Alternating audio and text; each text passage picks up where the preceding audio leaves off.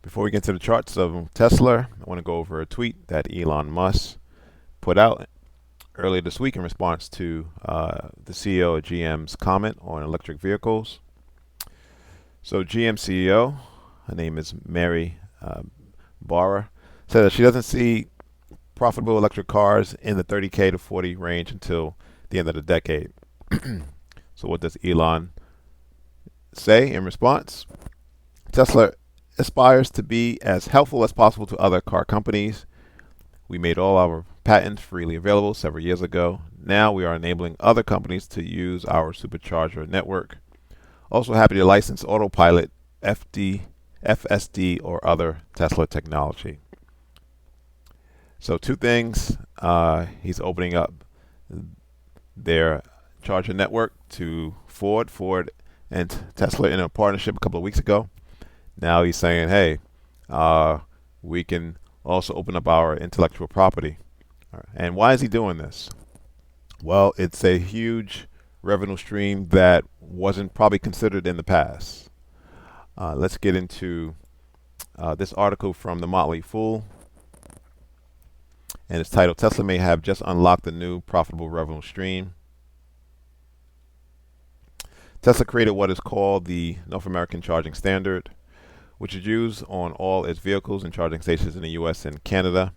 However, many of Tesla's competitors created a different design, the combined charging system, and deemed it as the standard for EV industry. Now, I'm not sure why they would do that, as Tesla is the leader in EVs. So, if you can't beat the competition, you got to join them, right? Ford decided it wanted to lean on Tesla's further along charging network to improve life for its customers as it seeks to ramp up its EV sales. The partnership will include adapters to make Ford's current EV compatible with Tesla's NACS ports instead of the CCS. This is a potential pivotal moment for the EV industry, since further adoption of NACS would play further into Tesla's hands as the market leader. It is not yet known what Ford owners will pay to use Tesla's network, but there are some clues. Tesla charges by kilowatt hour, and non-Tesla users pay a premium compared to Tesla owners. Tesla offers a monthly subscription of $13 to reduce the kilowatt hour rate to their Tesla owners, which might indicate the ballpark that Ford users will end up paying. Right now, paid supercharging revenue is a tiny part of Tesla's business, lumped into services and others in its financials. That revenue bucket was just $2 billion of its $23 billion in the first quarter. All right, so that's roughly 7%, 8%. Investors should not expect the short-term notable impact of deals like Ford's partnership, but that could change. EVs are still just 1.5% of global fleet, and service revenue from sources like charging could grow into a meaningful category over the coming years.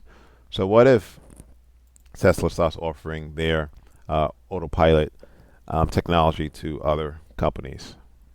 Right, that's huge. Now, Tesla has been up. Today, if it closes in the green, it'll be the ninth day in a row. We're going to start with the monthly chart, and we can see that during this year and previous earnings, as Elon continued to announce price cuts, which was going to eat into their profit margins, we saw a decline in price. But from a technical standpoint, that decline occurred prior to that, as price did hit this upward trend line on the monthly chart.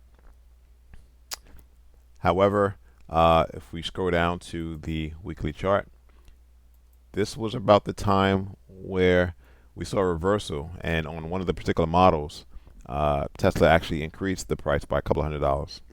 Now, what Tesla says is that they can adapt quickly to market prices, as they don't have to deal with dealers. They can go straight to the consumer. So they're very agile in terms of their price changes, and that can vary on a week-to-week basis depending on demand. Nevertheless, price hit a weekly support resistance band at roughly 165. Price did pierce it, but did not close above it. I had a daily buyers level at 142. We were about $10 away. Let's go to that real quick just to see what that looks like. and I believe that was a gap higher. Yep. So we got down, could not get to this level here, and then prices turned around. If we go back to the weekly chart, we can see how prices has been gapping up on the weekly basis, right? Now, price finds itself back at that level.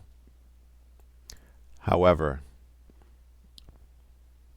based on all these gaps, there's huge demand for Tesla stock. Based on the momentum, I think price is going to take out this level at 230. That was a target when prices were hovering around the 165. So if you got in down at the 165, it's a good idea to take some off the table. We get a weekly close above the 230 level, and we get above, I'm just going to move this now. We get above the 237 level. Look for price to continue to move higher, in which it's going to close this gap at the 265 level. If we go to the daily chart, we can see now that prices are above all of the moving averages. So I'm looking for this level to hold if we do get a pullback.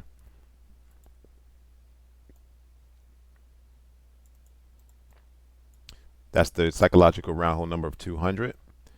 That's where the 200-day moving average is at the moment. We have the 13 simple moving average crossing over the 200. At some point, if we get a pullback, we should see these other moving averages kind of tick higher, all which should serve as support. Again, you also at a huge psychological level. So not to say this is going to happen, but if you do get that pullback, this will be the area to go long. Again, target being the 265 level. Thanks for watching. Subscribe. Please like the video.